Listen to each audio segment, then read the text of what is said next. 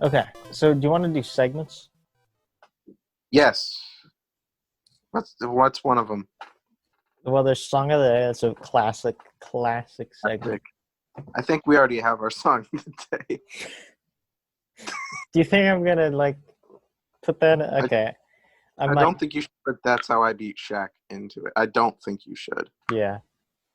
I think we can do a better song that's a real song and not a fake song I made up.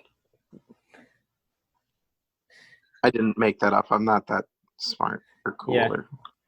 And when you said that doesn't rhyme, it would have been like... Oh, really? That next time we do an episode, I'm going to try to see if I can make something like that up. Watch your back. What? Okay. All right. Do you want to do Song of the Day or do you want me to? Well... Who did it for the last episode that came out, that Song of the Day? That came out? So episode 9? It was me. I said, Mr. Blue Sky. Song of the Day. I would say a good Song of the Day that we both enjoy, that everyone in our friend group enjoys, is the song Eye of Truth by Driver. It feels inappropriate to give car tips. No, it does not. Okay. Because nothing is wrong with our society right now. This is normal. We're in a car. What's your transit tip? So your car becomes an oven, right? My car becomes an oven. I got in my car today, and I was like, I'm in an oven now. That's why you don't leave your children or dogs in it unless they want to. That's why you leave your uncooked dough in there, and then you got some free horrible bread. Yeah. Or some terrible eggs. I wouldn't really say that's a transit tip, so let me restart. Oh, I have a transit tip based on that. Go ahead. You shouldn't leave young children or dogs or horses in a hot car, or horses if they fit.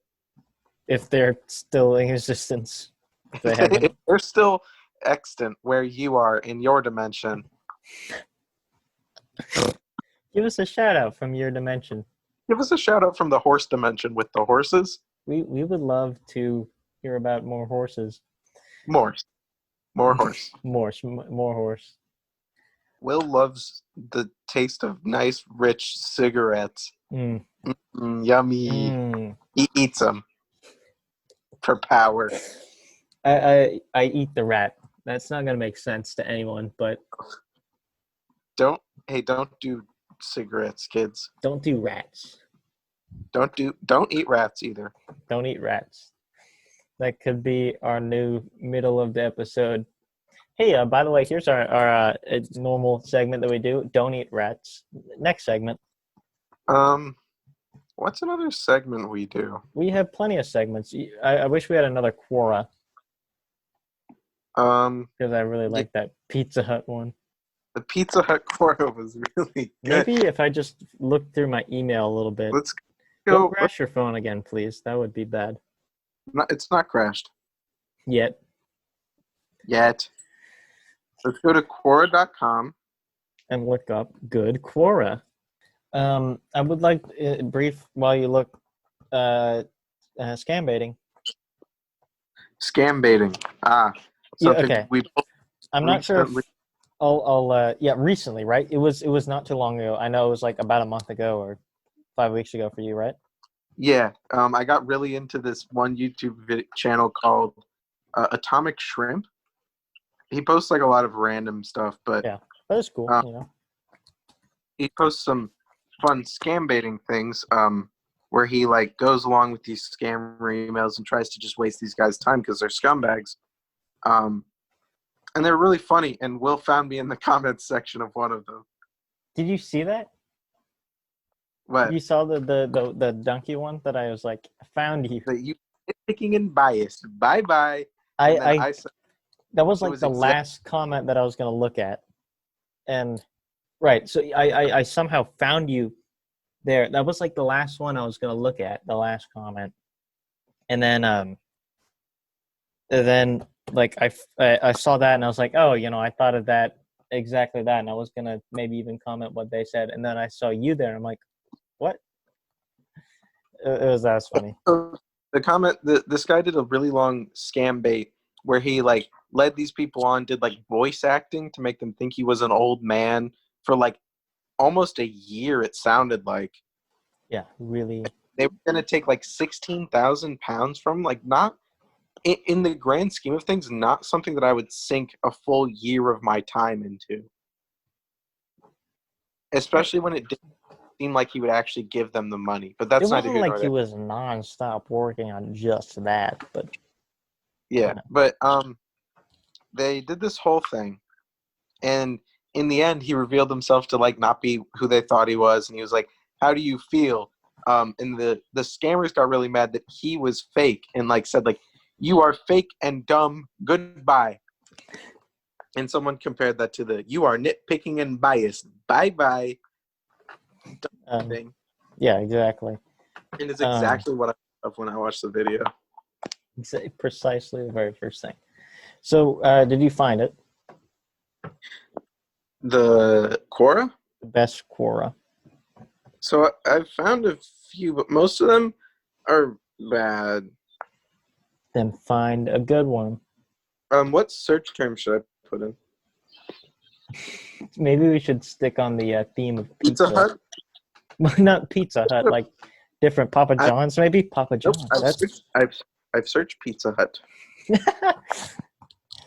Pizza Hut is the one that we have selected. Oh, this seems promising. Yes, excellent. Why is Pizza Hut so much better in China? I can't speak for why Pizza Hut might be better overseas, but as a former employee and lifelong Pizza Hut fan, I can say a lot of things have ruined Pizza Hut here in the States. Mm-hmm. Oh my God, this is long. When I left Pizza Hut in the 1980s, Pizza Hut was already starting to move away from making all the dough in-store to using pre-made frozen crust that was simply thawed and used. That right there was a big disappointment. I could taste the difference, and the texture wasn't the same either. When I started, all the crust was made in the store, proofed in the warmer, and used in the same day. The same goes for the toppings like the onions, mushrooms, etc. I used to chop all the vegetables by hand daily when I worked there. The Buffett, that's not the, Yeah, cut that out. Jimmy The Buffett. Jimmy Buffett had a far larger choice of items too. I used to make all the sauce by hand. I'd measure out the proper amount of spices, mix them, blah blah blah blah blah blah blah blah blah blah blah blah. Hold on a second. Basic. Yeah, just give me a moment. Will has ruined our Pizza Hut segment. So, Will's not here, and this might not end up in the recording. But I would just like everyone to know that Pizza Hut is really bad. Pizza Hut makes bad pizza. And also, while Will is gone, just so everyone knows, he's going to edit this out. This isn't going to appear in the episode. So I could say something like, and no one will ever hear me say it. And that's like kind of crazy to me that no one will ever hear me say those words.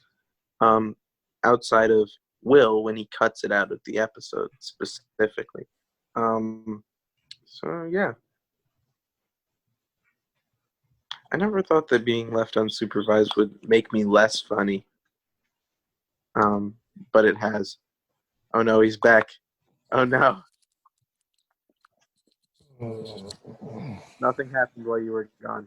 Anyways, Same here. when I was a kid eating at Pizza Hut, everything was literally made fresh daily, but now it all comes out of boxes and bags. I'll skip to this quote. This really fun quote.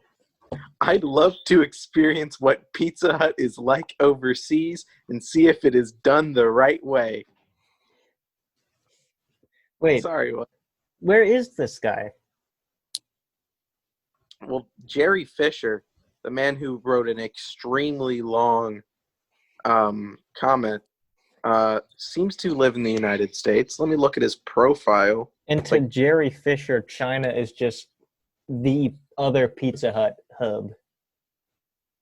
Yeah. There's the U.S. Pizza Hut and China Pizza Hut, the polar opposites of Pizza Hut, the world powers that Pizza Hut has to offer. I have no idea where he is. Well, that's okay. We don't need to locate Jerry. I forgot his name. We could go back to the original Quora we had. See if there's anything new. What is your review of Pizza Hut? Let's hear it.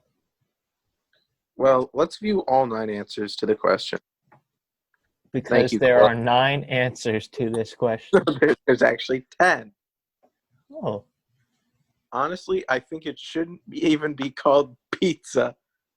Everything what? Okay, wait. Hold on. If this person is correct, then what would the store be called? Hut? Food place. Disc Hut. Sauce Hut. No, everything about it is terrible. The sauce, crust, and even the cheese is horrendous. It is so greasy that it makes me sick if I eat it. Don't eat it. Do not eat it. No, that was me saying don't eat it. It makes you sick. I would recommend finding a little mom and pop place rather than a big pizza chain. Not to mention you'd be supporting local businesses who usually put more thought and love into their products. It's pizza, Kayla. It's pizza. Is that the end of the answer? Yes. Where's that person who said that it was incredible? Christine James, recurring guest on this podcast, gave it 2 stars.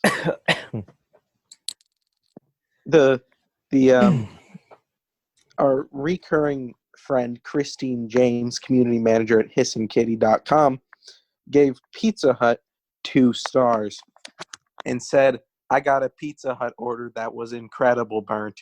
Have attached the image below. I guess you cannot complain for the price that they sell capital P pizzas with an apostrophe S, but I expected better. It's getting harder and harder to find quality food for a good price. And she says that mantra that we all know and love. If you want something organic, fresh, etc., you are going to have to pay for it. Yes, I needed to hear that again. Are there any other really good answers? Are there any 5-star answers? There is someone who says yes. Hold on. That wasn't the whole review, but I like to think that it was. Yeah, we could just leave it there. Pizza Hut pizzas are made with a lot of love, and I'll stop there because that's it. They are going to stop. I mean, no, but that's where I feel like they wanted to stop. Don't need to hear any more about someone who thinks that any food chain has food made with love. Yeah, when I make food, I make it with diligence. You know, I want the food to be acceptable without any flaws, but I don't make it with love. That is, I wouldn't go that far. I make it what is the word? With efficiency, and I make it with spite. Here's Rashmi's review, and I feel kind of bad because the English is not great. Hey, as long as you don't say it in an accent, I'm not saying it because saying it in an accent would be racist. I know, that was my point. It's not okay to be racist. Pizzas from the stores Pizza Hut is the best in the city, period. They pricing of pizzas are reasonable for the customers, period. On top of that, their mini Pizza Hut $1.99 offer that is available, period. You can enjoy eating your favorite pizza for much less using these offers. Now, the way the way this is written sounds like someone paid somebody to say this. It does. Let's keep scrolling through Pizza Hut. What are some dirty business tactics used by food chains like Domino's, Halderams? I've never even heard of that. Yeah, what is that? McDonald's or Burger King. Do you want to hear the first sentence in the first answer that I see? Let me guess. Okay, Okay. I can't come up with anything that would be remotely as funny as you're thinking it, or like saying it's Oh, gonna be. and it's gonna be because the sentence is 1, 2, 3, 4, 5, 6, 7, 8 words, and it is a roller coaster. Quote, dirty tricks in fast food is like prostitution. What is that? Explain. There's a Who? sentence after that tries to explain it. They usually happen after dark. Okay, I understand the comparison they're perhaps drawing there, but why that particular, like, here's the important thing about these things that are happening. It's in the dark, and I need to explain that to you with a colorful comparison. Sorry. There's a section in this man's comment that is practices that were not a business tactic but just weren't sanitary. An What are employee you doing? thought it was fun. Are you eating your like little toy thing? I'm The little throwing boot? up. An employee thought it was fun to stomp on raw hamburger patties with his Fila sneakers before cooking them and called them Fila burgers. Wait, you call them what? Fila burgers. What does that mean? Because his shoes were Fila. Oh, okay.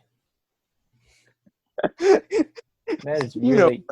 Hold on, we need to role play this. Who are you?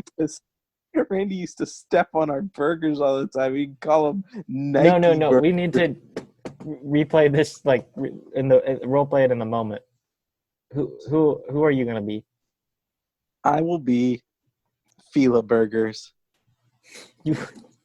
No, I mean, there's like two people and the burgers. Okay. I will be the man who steps on the Fila burgers. That is good. Okay, and I will be the person who watches and comments. Okay, here. You open the door to the kitchen and you see me. I pick up a raw burger patty and I say, hey, Will, what's up? I'm just about to cook this burger for our I don't customers. work here. Okay, well, hold on. Let's try this again. Will, you're supposed to work here, okay? All right. I thought it'd be try. funnier if I walked in and said, I don't work here, and then just walked away, and then the camera just followed me and ignored your disgusting Fila burgers. No, we need to do this. So you walk in, you see me pick up a burger with my bare hands, and I say, this is a burger that I'm going to sell to a customer who paid money for the burger, and I'm going to cook it for the customer who paid real actual money that they worked hard to earn for the burger. And I'm going to cook it. But first, it needs to be stomped on. I completely agree. First, I need to do Randy's ritual, as I call it. And then you watch me in horror or maybe a little bit of joy set the burger patty onto the disgusting tiled floor of our kitchen, and I lift up my right foot with a Fila sneaker on it, and I say, you ever see this before? And you say yes, because you see me do it every single day for the past 3 years. Yes, what is taking you so long? I need this. Hurry up. And I step on the burger and I say, that's a Fila burger. That's a Fila burger. And I cook it and serve it to the customers. And then you cook your shoes and serve them to the customer. So bad. Anything else from this person about their weird prostitution burgers? Employees reaching with their bare hands to nibble on fries and chicken tenders that are waiting to be served to customers. Excuse me? Huh?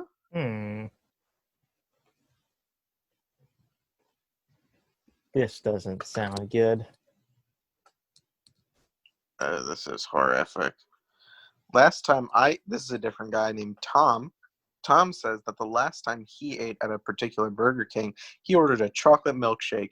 He watched the young man prepare it. Why? As he finished, That's the end of the comment. he watched the I young man. watched the young man prepare. Okay, so Kenneth says that customers requesting fries freshly prepared, in fact, received fries that had been sitting there a while and had been dumped back into the deep fryer for a few seconds to make it look like they were freshly cooked. But he says that this can actually make great fries. Traditional deep frying involves double batching. Okay. There's 32 more answers. Wow, that's a lot of answers. Are you sure you want to read them all? I'm not going to read every single one of them, but Harold says the one thing that sticks out in his memory was going to a fast food place and ordering a small drink with his food. Okay, so Man, so he's got a really good memory. So Harsh says that he's never worked at a fast food restaurant. Olivia says that she hold on. Sorry, are you just reading like the titles of these, or like? I'm reading like a couple sentences. Okay.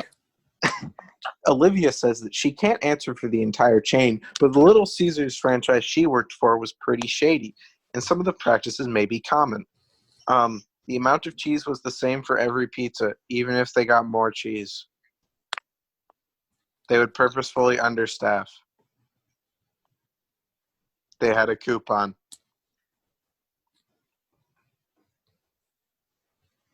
That was 1 penny off. Olivia, these aren't that great. These aren't good enough. These aren't funny enough. I'm not going to even try to say that name. Mr. Singh, because I don't want to butcher his name, says that he will not mention the name of the restaurant, but it starts with a capital K and ends with an FC. They were selling 20 hot wings for a price of $5. Nope, euros. This is in Europe. Ew. It can't be KFC Gross. then, because KFC is only in Kentucky. KFC The quality is only in Canada. Rubbish, and basically that was left over from previous days. What? However, due to reduced price, most of the people ended up ordering the particular item of 20 hot wings. Most of the time, if you ordered a meal or cola, the front counter cashier straight away asks you medium or large. They don't mention small. That's not dirty. That's just... Christopher says there was a time in my life when all I had to eat was fast food. Kevin says that in Japan, Domino's advertises 2 for the price of 1. Then you get there and you pick something from the menu that is, let's say, $10 and expect to get a second one free. It comes out to be $17. What? That was him. And then this is a quote. I don't know who's saying it. Excuse me, sir. One pizza is $10, and then it is buy one, get one free. They then tell you that the $10 price is actually a promotion for if you only buy one pizza, and the promotion cannot be used together with the buy one, get one free. So it's not really a scam. It's just 2 promotions that you can't do together.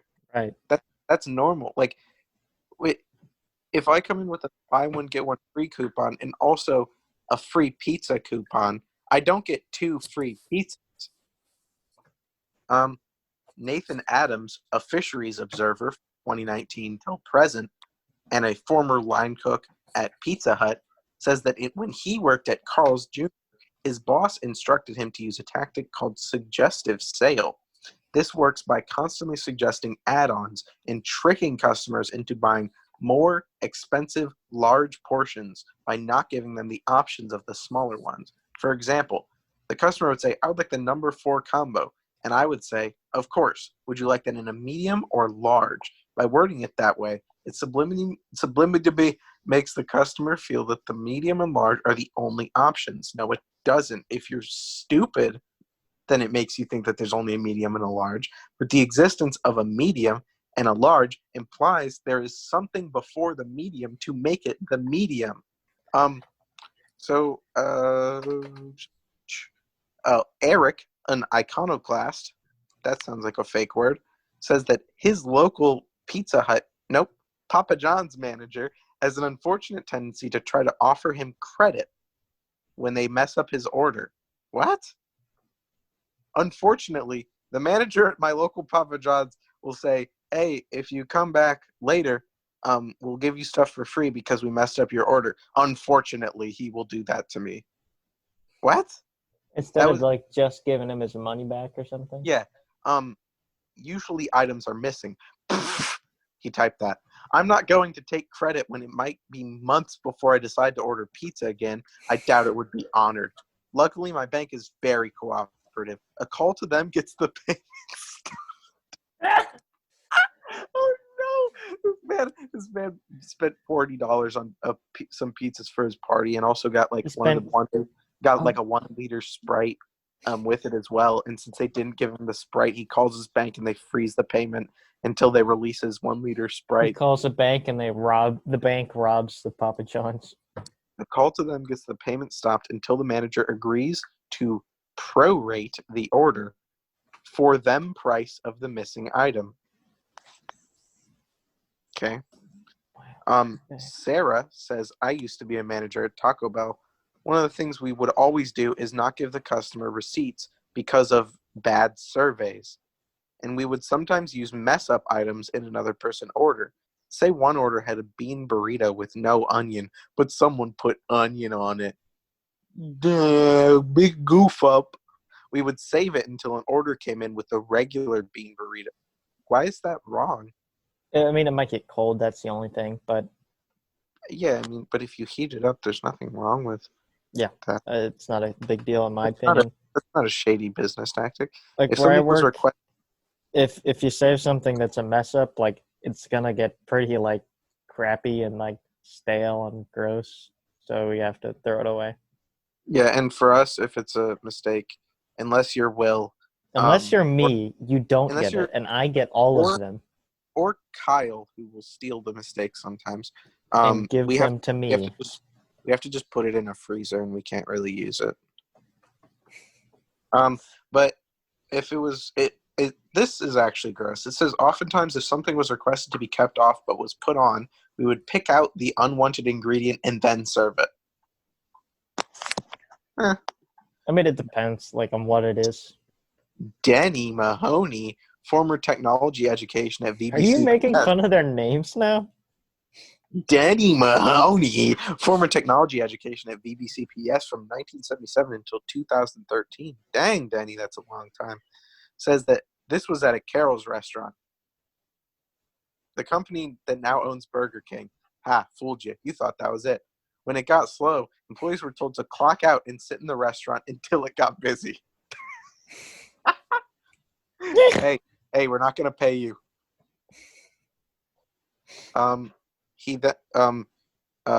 To add to the misery, the assistant manager, a fish-faced 19-year-old loser dork, was the one doing this to everyone. Needless to say, I told him no, I was not going to clock out and then clock back in. He fired me and told me I'd never get another job ever. He told me that he knew every job owner. I'm notifying everyone. No more jobs for you. No more jobs for you, Denny. He then fired my girlfriend who also worked there, but she had nothing to do with this. She asked, what did I do? To which fish-faced Rick, that's his name, said to her, him, and pointed at me. When home of the Club Burger bought out Burger King, this location became a Burger King, which it is to this day. What a beautiful, beautiful story that Denny Mahoney told us. James Henry worked at McDonald's. Denny Mahoney. James Henry, whose title is worked at McDonald's. And by title of his comment, I mean his like job title. Yeah, no, I know. Hold on, I have to interrupt. No. Okay, go ahead. I have one that I have heard from about my days in Pizza Hut. Anyways, what were you gonna say? So I'm watching the show Survivor right now, and As we record? yes, and one of the I'm watching an older season, and one of the players, they usually put the occupation of the player with their name whenever they do what's called a confessional. It's just like a one-on-one with the cameraman and the person. And one of the occupations of one of the guys is an ice cream scooper. That is like literally what they put his occupation as. Okay. You want me to one up that immediately? I watched The Bachelorette at one point because I thought it would be funny. We watched it while it was coming on live, and it wasn't funny. It was just like obnoxious. Okay. But they did the same thing, right? Confessionals because it's reality TV and it's fake. But they pull people to the side and they say their name, their age, and their occupation. And like it would be like Jeremy, 44, firefighter. Yeah. One of them, I don't remember his name or age, but his occupation was, and I quote, Canadian. His job was, I live or lived in Canada. Okay. So I guess we're gonna have a lot of material. Yeah. Do you want to see if there's one last segment we should do? I can think of one last segment. We always do this thing when we sign off. And Will, I was just asking because we were talking a little bit about it earlier. Is it okay to be racist? Kyle, in these uncertain times, it's never okay to be racist. All right. Well, that is going to be it.